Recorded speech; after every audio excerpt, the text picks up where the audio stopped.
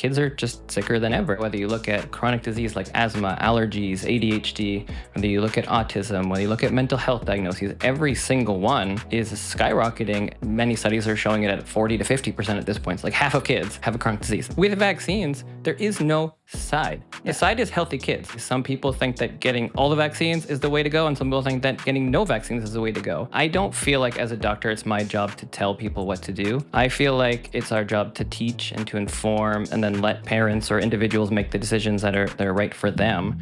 The big silence, empowering personal experiences, inspiring compassion, and healing lives. We are no longer silent. We are here. The Big Silence. All right, welcome to the Big Silence podcast. Dr. Jill Warsh Gator, aka we'll just call you Dr. Gator. Thanks for having me on. Yeah.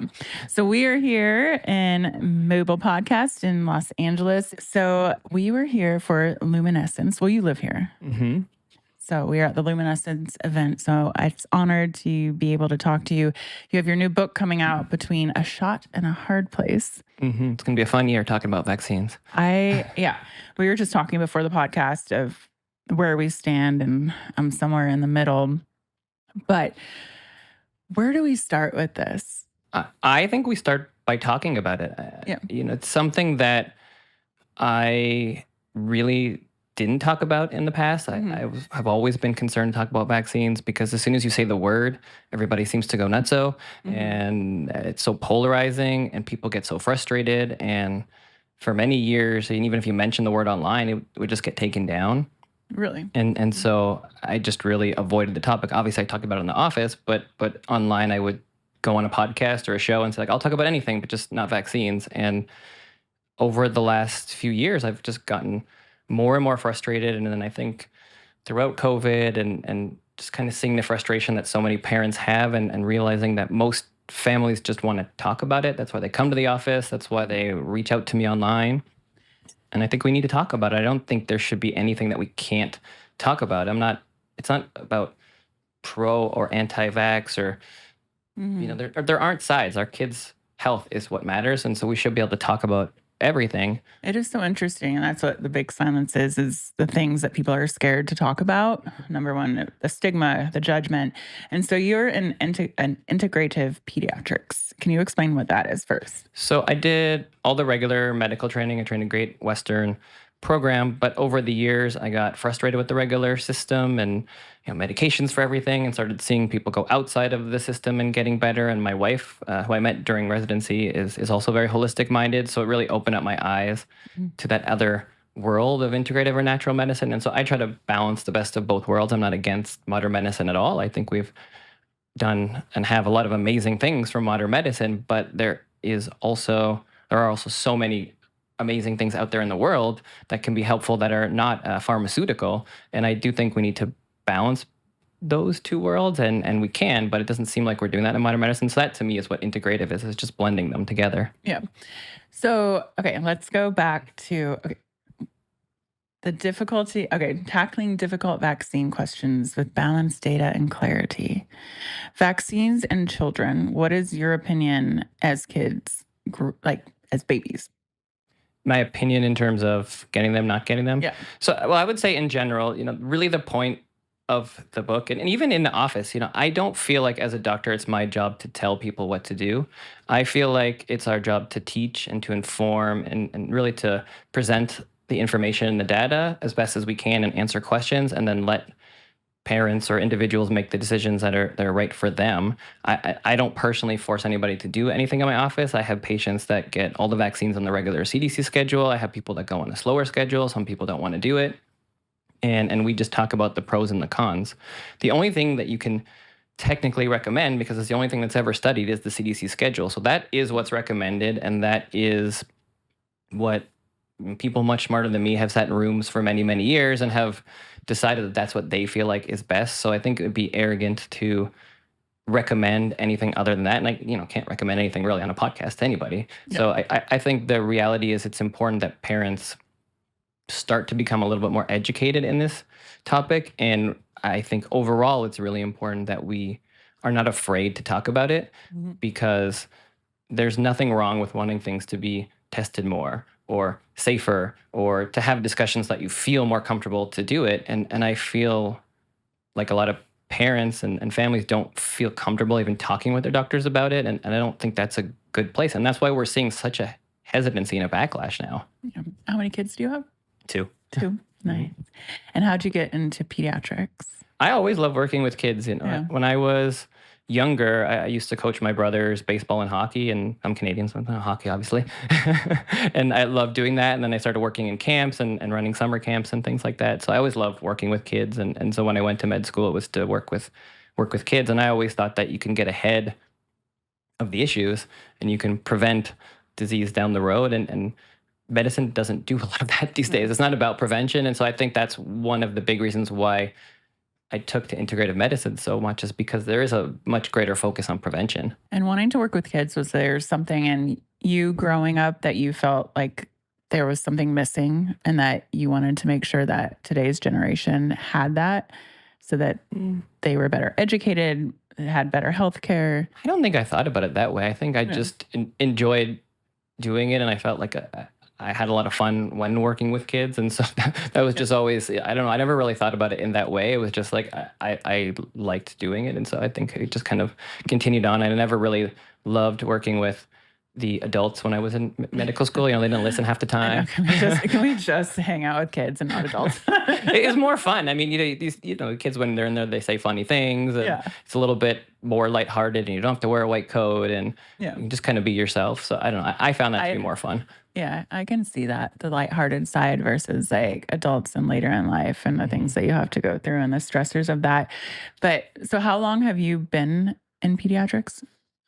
I have had my practice now in LA for about 7 years and worked a couple years, so about maybe 15 years, 10, 15 years now. Oh, 10, okay. So have you seen a change in children, their mental health from 15 years ago to today? It has been a steady increase in all sorts of chronic disease. I mean, it is really frustrating to see. It's one of the big Chronic reasons diseases, why huh? I started speaking out, because kids are just sicker than ever. I mean, no matter what you look at, whether you look at chronic disease like asthma, allergies, ADHD, whether you look at autism, whether you look at mental health diagnoses, every single one is skyrocketing. And the latest statistics are somewhere between 25 and 50% of kids now have a chronic disease. Many studies are showing it at 40 to 50% at this point. It's like half of kids have a chronic disease, and that's insane. Is that because they're doing more studies, or you actually think those numbers I have think those accelerated? numbers are definitely accelerating. I mean, because for many of these conditions, they're tracking them over time. So we might be more aware of things like autism, for example. If you go back maybe like 50 years ago, it was 1 in 10,000. You go back to around 2000, it was 1 in 150. Now it's 1 in 36 or 1 in 22 in California. So those numbers are a staggering increase. Now, yes, a part of that is for sure that we're more aware of it. People are reporting it more. People are getting tested more, getting diagnosed more. So that's a part of it, but that's not all of it. And I sometimes get very frustrated at the fact that some people, especially if you're looking at like mainstream media, they say, oh, we're just better at diagnosing it. We're just more aware. And that's not true. There's no way that's true. If you look around, you see the kids are suffering, and there are many, many more kids with autism than there used to be. Again, some of them were diagnosed as something else. Some people had autism but never got diagnosed as adults. So for sure, that's a part of it. But I think that's a small part of it. And what's your opinion on the cause of that? One of the most frustrating things is we don't really know, right? There certainly are lots of theories out there. The leading theories and the biggest component seems to be genetic thus far. There are a lot of studies that are showing that multiple different genes seem to play a factor.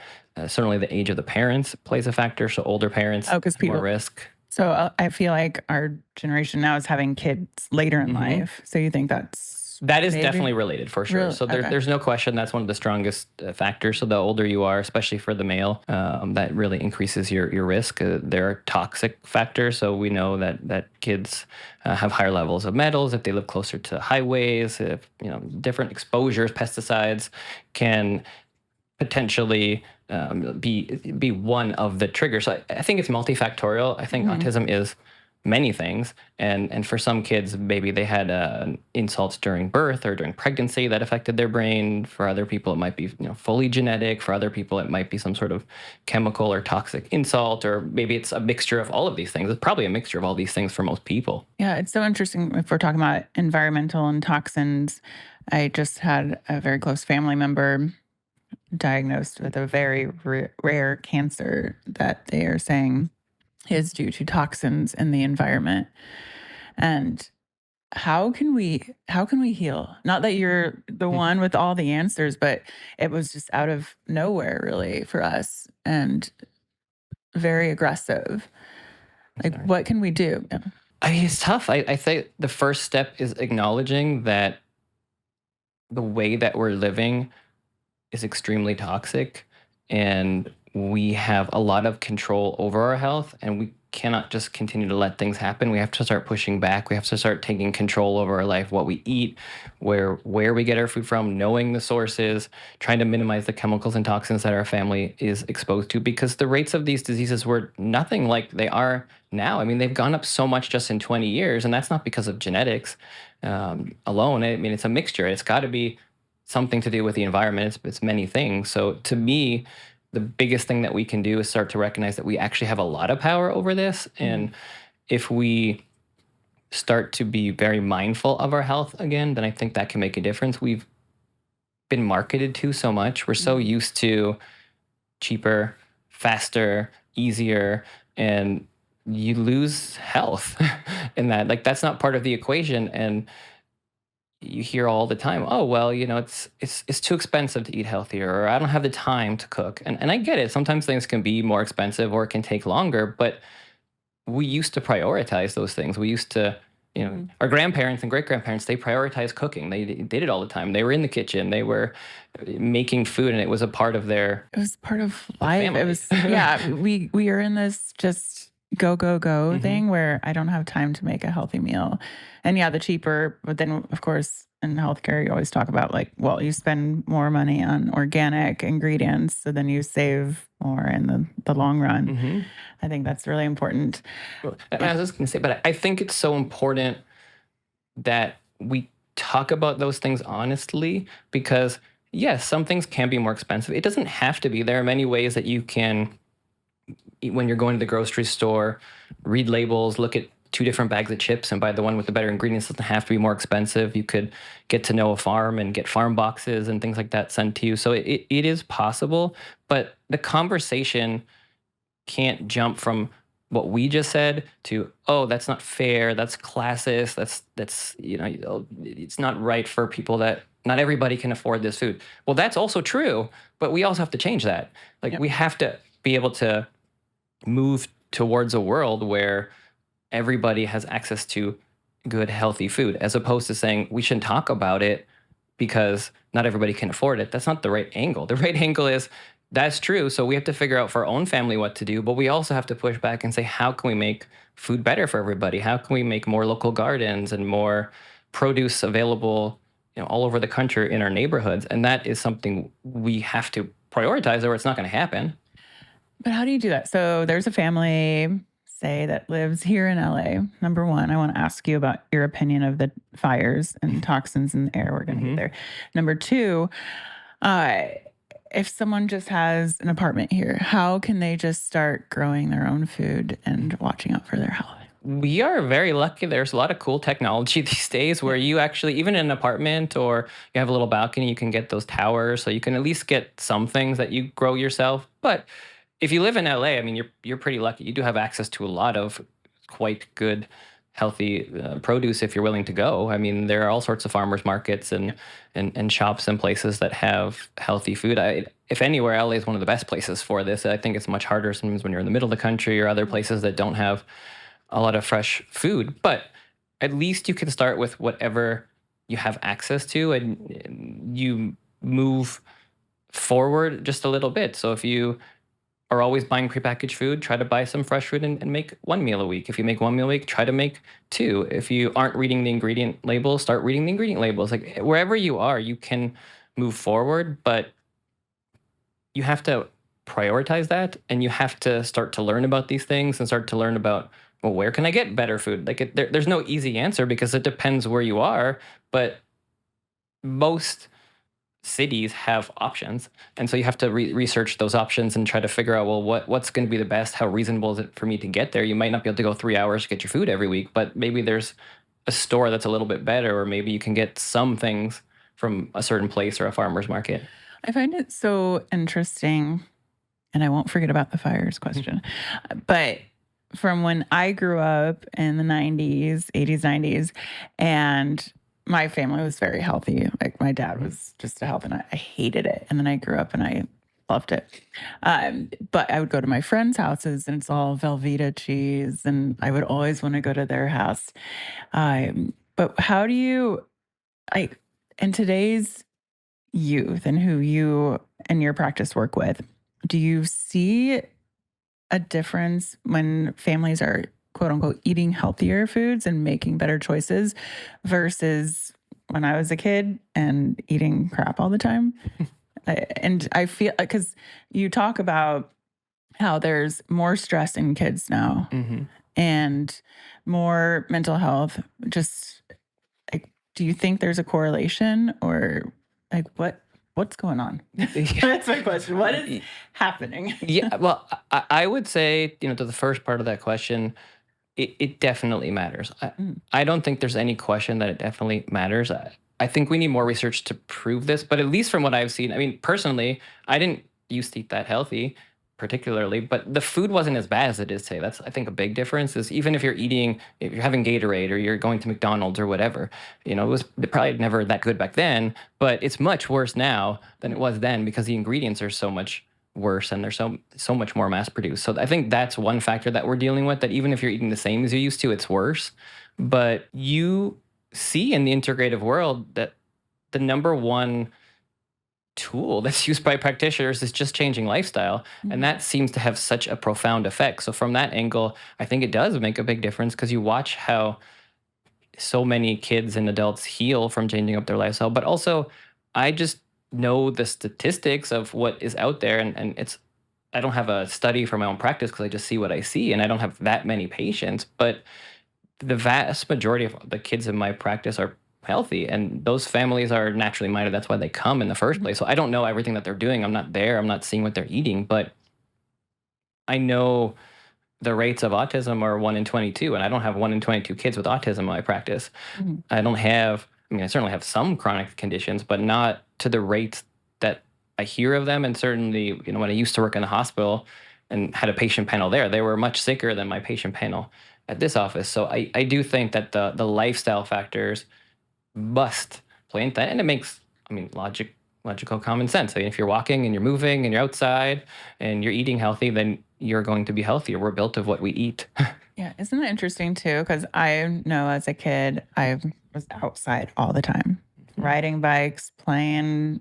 After school, I wouldn't come home till dinner, and I was just outside. So, do you see a correlation with now with kids and screens? Hmm.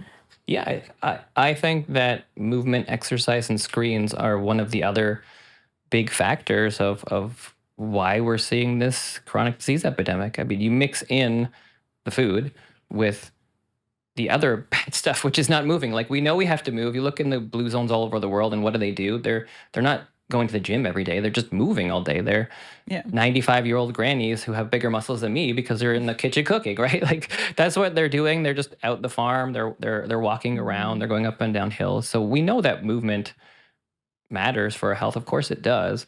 And we're not meant to be inside. We're not meant to be in front of a computer screen all day. We're not meant to sit in a classroom Yeah. all day. It doesn't mean that you can't do some of those things. But if that's all that we're doing, if we're getting driven to and from school, and then Oh, I we're used sitting to at home walk watching to TV, school. Yeah. right? Yeah. Then where is the movement? I mean, that's how I mean, your muscles need it.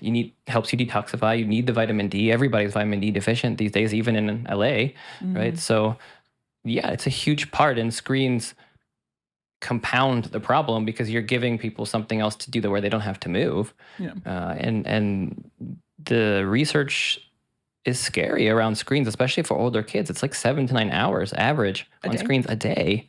for teenagers. I mean, I know my screen time is not good, but I'm also working on my phone all day, which is not good. But, I try to like walk and move and work at the same time. But yeah, that's crazy because growing up, it'd be 7 hours of playtime outside. And that's what we were. I mean, I would think that that's what our genetics are meant to do because we're not that far away from not having all this technology, right? It wasn't that many years ago. It was, and our great grandparents, they didn't have a lot of this stuff. Yeah. So there hasn't been that much time to change, but then all of a sudden in the modern world, we don't have to move anymore, but our bodies didn't change from what they were designed to do, 300 years ago. But people used to live till they were 40 and we lived till 70 or, so it's not like we're doing everything bad. Not everything is bad that we're doing, but we are starting to see the chronic disease rates skyrocket and we're starting to see life expectancy go back down. So that's where I think it's a balance, right? And that's where we don't have to throw away all of modern medicine, but I do think we need to be a little bit humble to say, like, maybe we're not doing everything perfectly. And so maybe we could learn a little bit from the past, or maybe we're on the screens too much. And so there are some other things that we could, bring back a little bit of and make our kids move a little bit more, eat a little healthier again, and we could find the happy medium. Yeah. So I want to go back to, you live in Los Angeles and we talked about toxins, and what is your opinion on like with the fires? Like, how are you? Were you affected?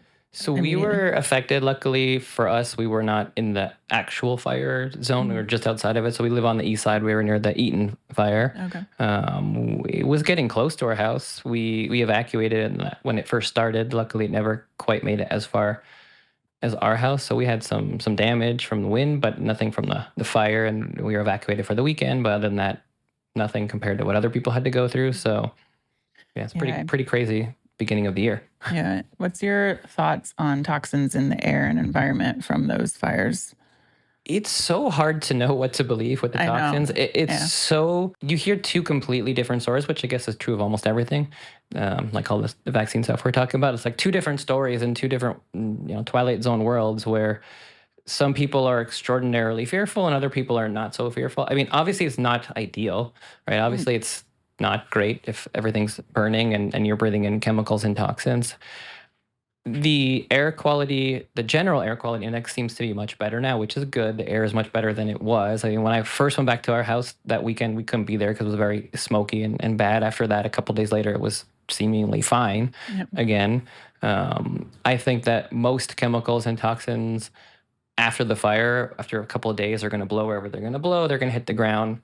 That'll be that. It's still not ideal because they're around and things are blowing. But unless you're really, really close to the fire zone, we breathe all sorts of crap all the time. And I think that, at the end of the day, our bodies are tough and they can handle some amount of chemicals and toxins, and things are blowing and it's, big, LA's big. So if you're going miles away, then I don't think it affects you that much. Again, it's not ideal or perfect, but I don't think people have to be super worried about it, especially if they're far away from where the fires actually were. And thankfully now things are over, knock on wood, we're not going to have any more. But there are fires all the time in different places, and I think most people do fine unless they're working in the fires and they're always in there. I think that's where you're going to run into an issue more. I know. I mean, being here for 20 years and then all of that, it's a tragedy. But I want to talk more. Okay. Between A Shot and a Hard Place, let's talk more about this. It comes out in May 2025, so coming very soon. What was your process of this? And this is your second book. It's my second book, yeah. So what was the process and the why, and what can we learn exactly from this book? For me, it has really been built out of the need that I have seen from parents, the questions that I get over and over again, the frustration with all of the books and all of the resources seemingly being cherry-picked and very much one-sided, where you have the rose-colored glasses, CDC, everything's perfect about vaccines. And then you have the other side where there are books where everything's horrible about vaccines and you should never take one under the worst thing in the world. And like everything, it's somewhere in the middle. And I wanted a resource that would go through all the evidence and really present and give informed consent, not to tell anybody what to do, but just present both sides, have Paul Offit right beside RFK on the page talking about the same product and seeing both sides. You would read their books and you would think they're two different products because they have such different views, and there are, several books out there, but that's the way that it is. It's very one-sided, and I feel like we need something that doesn't take a side but just presents the information in a way that's fun and easy to digest, but gives people the information of the risks and the benefits, but also discusses the big questions that parents have that I keep getting asked in the office that seemingly people are asking in the whispers because in the shadows, because they don't feel like they can ask these things out loud. And I wanted to start talking about it. And especially with COVID and the frustration that people felt, I decided that it was time. I know that this comes with some repercussions and it's going to be crazy to talk about vaccines, but I felt like we need to. And so my one and only goal with this book is to have this discussion, bring the topic out from behind closed doors and let people talk about, just like Jonathan Haidt did with cell phones this year, and Casey and Callie Means did with metabolic health. I think people are open to having discussions, and they're not at a place anymore, or we're not as much at a place with censorship as we were. So I think people are ready to have the conversations. I think it's important to have the conversations without judgment. Just have the conversations and then make your own choice, and I think there was a big decline in trust with the healthcare system and everything. And it's just people opening up those conversations and take this information as you want and apply it to your life as you feel appropriate. I think the more conversations that we have, the better. I think so. I mean, there isn't any question, just like you said, that the trust is gone in medicine. It was, but with big studies, like 70+%. I mean, doctors used to be one of the most respected professions. And even just in 2020, in polls, it was like 70% of people were favorable for doctors. And now it's like 40%, just a couple of years later. And so many parents are just throwing their arms up and saying, I don't trust anything in medicine anymore. I've had more parents come in my office than ever saying, I don't want to do anything medical anymore. And that shows in the numbers. Like, there are more families that want exemptions, more kids that are unvaccinated, more trends to not getting all of the vaccines, wanting slow schedules. I mean, every single statistic from the CDC shows that. And so paradoxically, medicine's trying to promote vaccines, and they're actually creating the hesitancy they're trying to stop by shutting down conversations, because people want to talk about it. They want to understand, and they don't want to do something to their kids that they're not sure isn't going to harm them. They know the potential benefits, I think, of vaccines in general, but I think they're hearing more and more about the stories of harms and the concerns about it, and then they're worried that it's going to happen to them, and they're not sure what to believe, and they don't trust the mainstream anymore. How does that make you feel as someone who has dedicated so much of your life to medicine and helping people? And how does that make you feel? I am and have been more and more frustrated, because the more that you dive into the research, the more you realize that you're just told things over and over again that aren't necessarily true based on the actual evidence that exists. And I think that is frustrating. And it really pushed me over the edge during COVID with how many things that medicine said that just couldn't possibly be true, like natural immunity, right? We're like, oh, natural immunity probably doesn't count. And you're like, what? It always counted. Like, that's what we were taught. We were always taught that if you get a disease, then you have better immunity than if you get a vaccine. That's true, because you're fighting off the infection. Now, you have to not die from the disease, right? But if you do get the disease and you do get better, which for most vaccine preventable diseases, most of them are pretty mild for most people, just some, they get pretty severe. So if you do survive, then you have very good immunity. But for COVID, all of a sudden, that wasn't the case. And that just didn't make a lot of sense. And I think the biggest one was the continual repetition of safe and effective for something that was new, which it just made no logical sense. And I think people recognize that over the time. It's like, you could say, based on the research that we have, the benefits seem to outweigh the risks that we know. And that's fine. Like, you don't have to know what the risks are 10 years from now if it's only been out for 1 year. You don't have to know that, right? Like, you don't have to say that we know everything. We just say, based on what we know, the benefits seem to weigh the risks. And so this is why we're recommending it. And that's fine. That's honest. But I think people recognize that there was a lot of dishonesty and just a push to get people to do it. And that's clear now because Mark Zuckerberg said it. He said, that they basically forced them to take down things that were true just because they might be promoting hesitancy. And that is not the way to promote trust in humanity, right? Like, we're not going to get a trust between parents and medicine if we're saying things that are known to be untrue just to get somebody to take a product.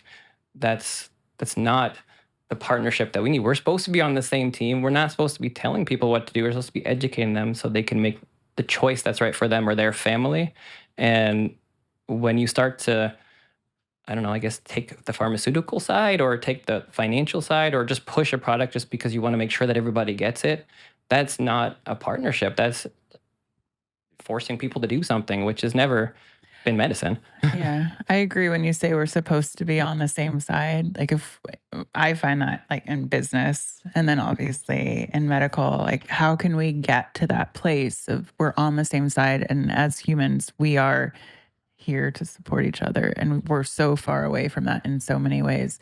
So that's a dream of mine, that we can eventually realize, like, it's okay to be on the same side and we can profit here, we can succeed here. We don't have to agree on everything, but how do we come together and without judgment live our lives but support each other? Right. And with vaccines, there is no side. The side is healthy kids. Yeah. So, not everybody agrees on how to get there, but we all want our kids to be healthy. Some people think that getting all the vaccines is the way to go, and some people think that getting no vaccines is the way to go. But shutting down those conversations doesn't get you to healthier kids. It just fosters a divide instead of getting smart people in a room with differing opinions and letting them discuss it, and then letting information come out so that way we can have discussions and let people debate it, and then hopefully we can move towards a future we have better information. You don't get better information through censorship. You get it through letting the best information rise to the top, and that's not happening in this field. It's certainly not happening with vaccines, and it didn't happen in the last 5 years, and it led us to this place where people don't trust health, and that can't be the case moving forward because we need our establishments. We need to be on the same team. What's your opinion? Because I know if children don't get vaccines and then they reach a certain age and then they can't go to school. And then what's your opinion on that? And then homeschooling, and maybe you don't have an opinion, or you can be like, I don't want to answer this, but thoughts on that? So I have patients that do all sorts of things. As I said, some don't. And if they choose not to vaccinate, that's their choice. There are risks and benefits from every choice that you make. Every state is different when it comes to school. So there are no requirements anywhere in terms of you have to get a vaccine, but there are requirements for schools. So in a number of states, you have to get the ones that they require. You can't go. And some people, they value natural lifestyle and not wanting to get any pharmaceuticals, then they might choose to not get any vaccines. And, that's their personal choice. I mean, luckily, we don't see a lot of these vaccine preventable diseases. So for the most part, it's not that big a deal. I think we're lucky in that sense that a lot of these diseases are very, very rare. And for the most part, even the diseases that we have vaccines for, they're generally pretty mild for most kids. But some kids, it can be very severe. And if a lot of people stop vaccinating from a disease that is infectious and very contagious, then we'd see more of it. So I think that's the balance that we have. Luckily, we just haven't seen a lot of these things in a long time, which is good. So the risk is pretty low for most people at the moment. So if that's their choice, that's their choice. But there's a risk. I mean, people die of the flu. People die of RSV. People die of meningitis. Like, you do see it. And when I'm in the hospital, we did see it. It's not very common anymore, but it still happens. I want to lighten this up a little. I've heard of the Dr. Gator smoothie. What is that? So for my first book, Parenting Your Child's Pace, one of the big reasons. So it's a parenting book for parents 0 to 3, and I wanted to go through all the big parenting questions that I get and the things that you hear, but from like an integrative perspective. But what I wanted it to be unique about that book was to start the first chapter talking about health and wellness. And so whenever you watch like the TV shows or the talk shows, the health air quotes guru goes on there. They have their magical smoothie that cures everything, and so like it's kind of like a play on that, and like the magical smoothie for health for kids being like the foundations of health. So for me, it's the seeds of health. So stress, environment and toxins, exercise, diet, and sleep. And then you throw in there family, community, healthy food, all that stuff. And that is the Dr. Gator smoothie. So really like a lifestyle. So not a real smoothie. I like smoothies. I like smoothies too. But I mean, all of that applies to kids, adults. We all need that in our life. Those are the pillars of wellness and the Dr. Gator smoothie. Well, thank you for coming on The Big Silence. We can't wait to have your book out, Between a Shot and a Hard Place, in May. I appreciate you coming here in our little makeshift podcast studio. Thanks for having me here. And where can we find you? So you can find me. So for the book, you can go to Amazon. It's available for pre-order right now, or you can go to theshotbook.com and you can grab it from there, or you can find me on Instagram or X at Dr. Joel Gator. Okay. And it will be in the show notes. I appreciate you. Thank you. Keep doing the good work. The Big Silence. The Big Silence.